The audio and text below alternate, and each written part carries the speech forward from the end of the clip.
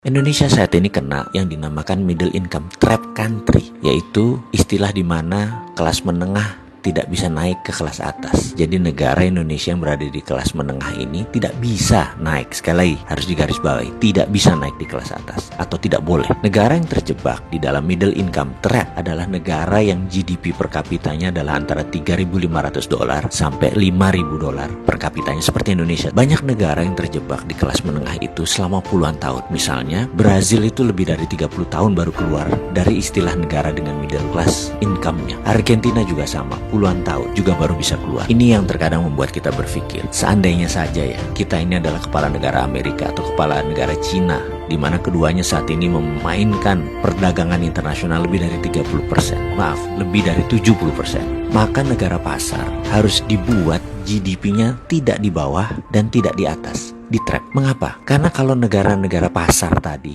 income-nya naik, maka negara tersebut harus menjadi negara produsen, dan ini malah menjadi kompetitor negara besar. Nggak boleh. Jadi nggak boleh negara tersebut jadi produsen. Kalau negara tersebut miskin, misalnya GDP-nya di bawah 1.000 per kapita, mereka nggak mampu beli barang Cina dan beli barang Amerika, dan kedua negara itu nggak mau membuat negara tersebut miskin. Makanya negara-negara market harus dijebak di tengah. Cara trapnya bagaimana dan mengapa harus di trap atau dijebak? Biasanya negara yang berpenduduk besar yang dijebak di tengah oleh negara kapitalis. Caranya dengan jangan jadikan mereka negara produsen dan manufaktur. Kedua, jangan jadikan mereka swasembada pangan. Terakhir, jangan mereka bisa mengendalikan energi. Ada sebuah perkataan dari Menteri Luar Negeri Amerika dulu namanya Henry Kissinger. You control the food, you control the people.